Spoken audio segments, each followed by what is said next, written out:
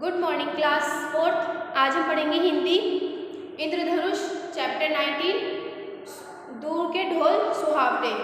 मतलब ये एक मुहावरा होता है कि दूर के ढोल सुहावने, जो मतलब जो दूर से चीज़ें हमें दिखती हैं वो अच्छी लगती हैं, जो दूसरों के साथ हो रही होती हैं वो अच्छी लगती हैं, पर अगर हम वो चीज़ें सामने देखते हैं तो वो ठीक नहीं होती। ठीक है, तो इसी के बारे में हम इसे पढ़ेंगे। तो पढ़ना स्टार्ट करते हैं। प्रत्येक भाषा की अपनी निजी विशेषताएं होती हैं। भाषा लिखित भी होती है और बोलचाल की भी। मतलब जो भाषा होती है वो उनकी खुद की एक निजी विशेषता होती है। कुछ भाषा हमें लिख कर बतानी पड़ती है, कुछ भाषा बातचीत करके बताते हैं। लिखित भाषा में शब्दों की शुद्धता का व व्याकरण का विशेष ध्यान रखा जाता है। मतलब ये कि जो लिखित भाषा होती है उसमें शब्दों का और व्याकरण का, शुद्धता का अच्छे से ध्यान रखा जाता है। वहीं बोलचाल की भाषा में सरसता व सरलता की प्रधानता होती है। मतलब ये कि हम जो लिखकर किसी को कहते हैं तो उसमें हमें शब्दों का, व्याकरण का, हर चीज़ का ध्यान रखना पड़ता है। बट जो बोलने वाली भाषा होती है, जो हम बोलते हैं, वो बहुत ईजी होती है, बहुत सरल होती है, बहुत ही सरस होती है। उससे हम आसानी से कुछ भी बोल सकते हैं। ठीक है, उसके बाद है अपने लोगों को बातचीत करते समय अनेक मुहावरों का प्रयोग करते सुना होगा। मतलब आपने लोगों को बातचीत करते हुए अलग अलग तरीके के मुहावरों का प्रयोग करते हुए सुना होगा कि वो अलग अलग तरीके के मुहावरे कहते हैं। तो कभी कभी तो मुहावरों का अर्थ बहुत गुड भी हो जाता है, किंतु ये मुहावरे भाषा को बहुत रोचक व सजीव बना देते हैं। उदाहरण के लिए आपने सुना होगा, मतलब ये कि बहुत से लोग मुहावरों का इस्तेमाल करते हैं, बोलने के लिए मुहावरों का इस्तेमाल कर देते हैं, और ये मुहावरे बहुत किसी के लिए बहुत रूड हो जाते हैं। मतलब बहुत ही उन्हें अच्छा नहीं लगता है इन मुहावरों को सुनकर, वो बहुत रूड हो जाते हैं।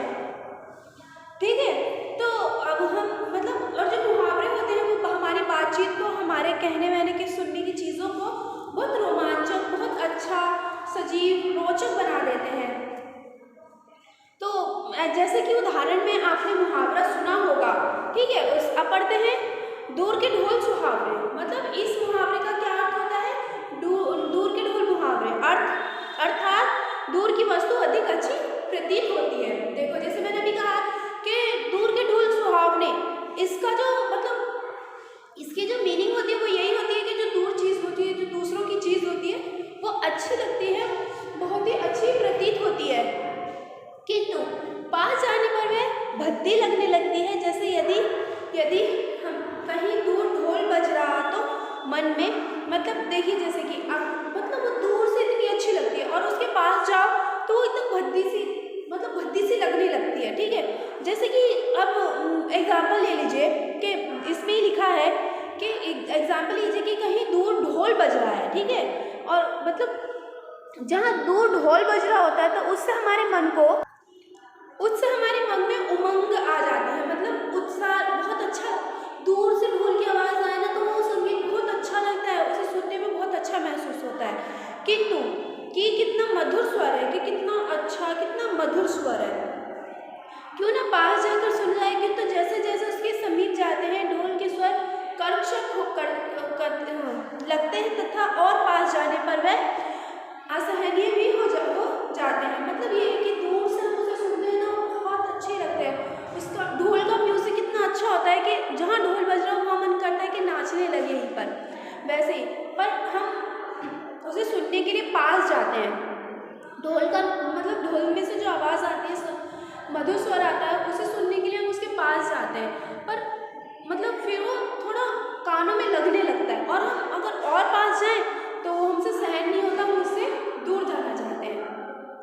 ढोल की आवाज़ दूर से सुनो तो बहुत अच्छी लगती है, लेकिन पास जाके सुनो तो उसकी आवाज़ कानों में चुभने लगती है और सहन नहीं होती। यही बता रहा है कि दूर के ढोल सुहावने इसी प्रकार होते हैं कि दूसरी चीज़ तो हमें अच्छी लगती है, जो चीज़ दूर हो वो हमें दूर से बहुत अच्छी लगेगी, लेकिन जब वो पास आती है तो वो भद्दी लगने लगती है। उसके बाद है इसी प्रकार मुहावरा है। इसी प्रकार एक और मुहावरा है, ना नो मन तेल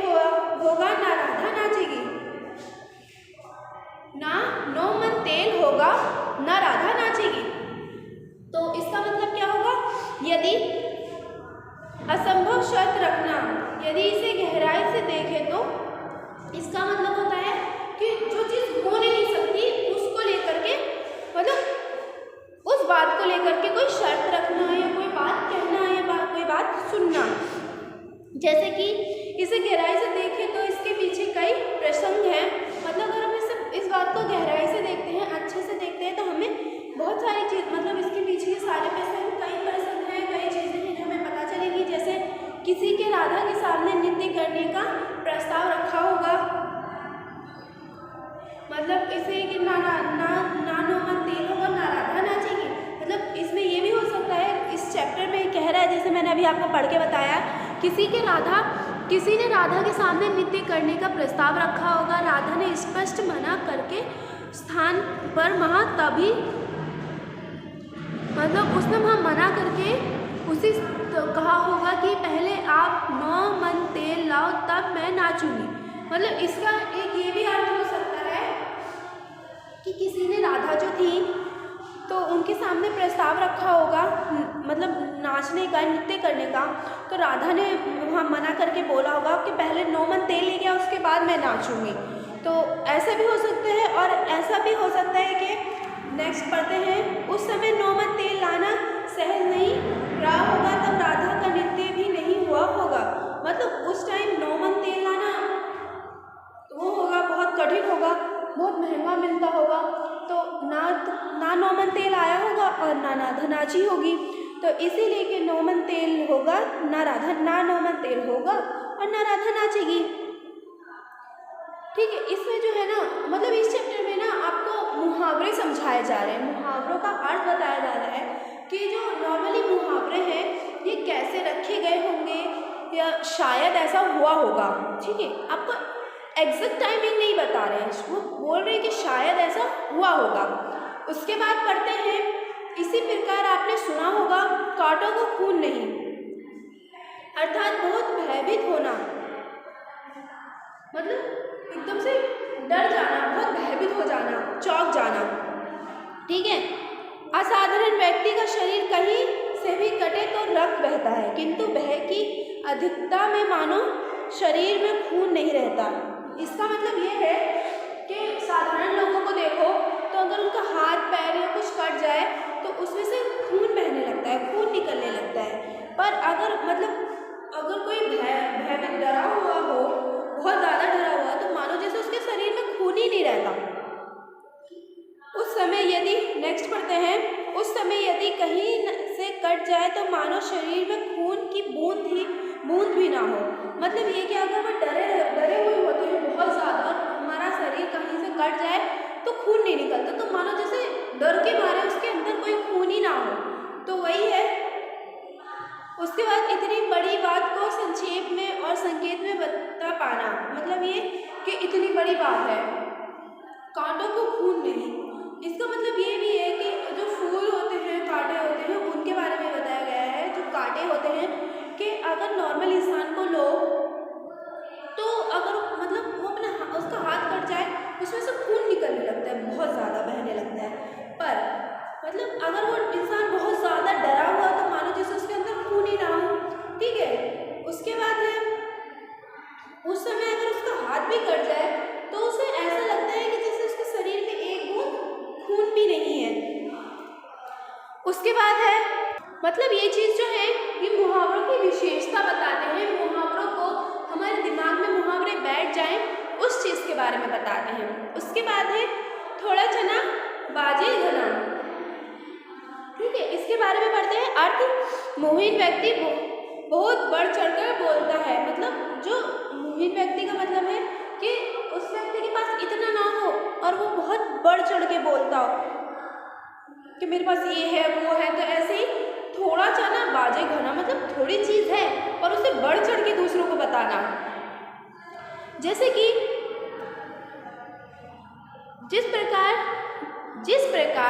चने में घुन लगा हो तो वह खोखला हो जाता है और हिलाने पर घन घन बजता है। मतलब ये कि कोई चना, मतलब हमारे पास चना है, और उसे घुन कहते हैं ना कि मतलब आपने अपने घर में सुना होगा कि कोई भी चीज़ हो कि क्या हुआ कि मतलब वो खोखली हो जाती है तो कि इसे घुन लग गया। घुन एक प्रकार का कीड़ा सा होता है, वो उसे अंदर ही अंदर खोखला कर देता है, अंदर अंदर से खा जाता है, उसे खोखला कर देता है। और उसे जब हिलाओ ना तो वो घुन घुन बजता है, मतलब अंदर से घुन घुन की आवाज़ आती है, वही बताया गया है। अब पछताए होत क्या जब चिड़िया छिप गई खेत। ठीक है, अब इसका मतलब ये है कि अब पछताने से क्या होगा, जब चिड़िया खेत चुग गई। इस मुहावरे का अर्थ ये होगा, ये मुहावरा अक्सर निकले जाने के बाद पछताने की स्थिति को व्यक्त करता है। मतलब ये जो मुहावरा है, ये जो वक्त बीत चुका है, जो वक्त चला गया है, उसको मतलब उस बात पर पछतावा करने की स्थिति में काम आता है, उस चीज़ का पछतावा करते हैं। खेती को बहुत देखभाल की आवश्यकता होती है। कभी कभी सावधानी या चौकन्नी न रहने पर चिड़ियों ने झुंड के झुंड आते हैं और पूरे खेत की उजाड़ डालते हैं। मतलब ये कि हम जो खेती होती है उसकी किसानों को उसकी देखभाल करने की बहुत ज़रूरत होती है, क्योंकि कभी कभी ऐसा होता है कि चिड़िया आती हैं, जो चिड़िया होती है उनका पूरा झुंड आता है और वो खेत पूरे खेत को तहस नहस कर जाते हैं, बिगाड़ देते हैं, उसमें चोर की मार के उन्हें पेड़ों को गिरा करके, क्योंकि ऐसा मतलब पेड़ों को गिरा जाते हैं, सारा नाश खराब कर जाते हैं, वही कहा गया है। बाद में खेत का स्वामी रोज सोचता है कि काश उस समय वह वहाँ होता तो उसकी खेती बच जाती। मतलब फिर उसके बाद जो मतलब खेत वाला होता है, खेत का स्वामी मतलब खेत का मालिक होता है, वो सोचता है कि काश जब वो चिड़िया आई थी, काश मैं यहाँ होता तो आज मेरी खेती बच जाती, मैं इन सारी चिड़ियों को भगा देता और जो मेरी खेती है, जो मेरे खेत है, इसमें जो बोया हुआ है ये बच जाता। तब तक चिड़ियों के समूह बीज के दाने खाकर उड़ चुके होते हैं। मतलब जब तक वो वहाँ पहुँचता है तब तक जो चिड़िया होती हैं उनका समूह, चिड़ियों का समूह सारी खेत के सारे दाने खाकर खेत के दाने खाकर उड़ जाते हैं। उसके बाद में ये मुहावरे भाषा को मनोरंजन बनाने के लिए अतिरिक्त अनेक प्रकार की सीख भी देते हैं। मतलब ये मुहावरे जो है ये मनोरंजन की मतलब मन भी बहलाते हैं। बहुत सारे हम कहीं ऐसी बात मुहावरे के जरिए हम किसी को ऐसी बात बोल सकते हैं कि उसे बुरी भी नहीं लगेगी और हम अपनी बात भी कह देंगे, तो ये एक मनोरंजन भी हो जाता है। इसका प्रयोग हंसी ठिठोली में भी किया जाता है। इन्हें समाज के बड़े समुदाय का अर्थ समर्थ होता है, अतः इनके माध्यम से दी जाने वाली मतलब इनका जो होता है तो मतलब समाज में एक बहुत बड़ा समर्थन, समाज में बहुत प्रसिद्ध होते हैं मुहावरे। ठीक है, इसके माध्यम से दी जाने वाली सीख बड़ी सटीक व मार्मिक होती है। मतलब जो मुहावरों के जरिए सीख दी जाती है वो बहुत सटीक होती है, बहुत मार्मिक होती है। कुछ मुहावरों के पीछे तो कई लंबी कहानियाँ भी होती हैं। मतलब कुछ मुहावरे ऐसे होते हैं जिनके पीछे बहुत लंबी कहानियाँ होती हैं, बहुत मतलब वो एक कहानी के ऊपर बने होते हैं। आपने उस बंदर की कहानी तो सुनी होगी, दो बिल्लियों के बीच बंटवारा करते करते उनकी सारी रोटी खुद खा जाता था। इसी कहानी पर मुहावरा प्रचलित हुआ, बंदर बाट।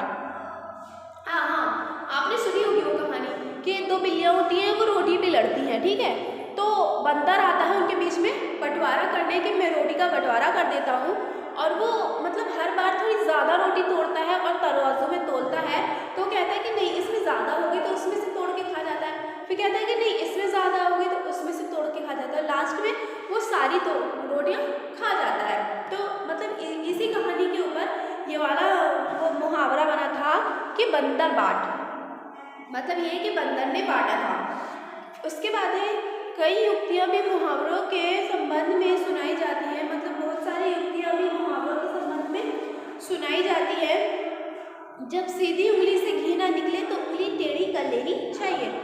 इसका मतलब ये है कि जब सीधी उंगली से घी ना निकले तो उंगली टेढ़ी कर लेनी चाहिए। जैसे कि इसका अर्थात जब सरलता और सहजता से कोई काम ना करे तब चालाकी व दबाव से काम लेना चाहिए। मतलब जब इसका मतलब ये है कि जब सीधी उंगली से घी नहीं निकले तो अपनी यही करनी चाहिए कि जब हम किसी से प्यार से मोहब्बत से बोल रहे हैं, सज्जनता से बोल रहे हैं, सरलता से बोल रहे हैं कि ये काम कर लीजिए, वो नहीं करे तो फिर हमें थोड़ी चालाकी, दबाव, गुस्से से उसके ऊपर काम लेना पड़ता है। तो इसका मतलब यही है कि सीधी उंगली से घी ना निकले तो उंगली को टेढ़ी कर लेना चाहिए। इसके बाद है, इसी प्रकार एक और है, जल में रहकर मगरमच्छ से बैर करना। मतलब पानी में रहकर मगरमच्छ से ही दुश्मनी करना, ठीक है। इसका मतलब है कि शक्तिशाली स्वामी से विद्रोह करना। मतलब जो शक्तिशाली होते हैं उनसे विद्रोह, मतलब उनके साथ अब दुश्मनी मोल लेना, ठीक है। मतलब ये है कि शक्तिशाली स्वामी से विद्रोह करना मूर्खता है। मतलब जो बहुत शक्तिशाली है उनसे ज़बरदस्ती कुछ वो करना, ये मूर्खता है, पागलपन है।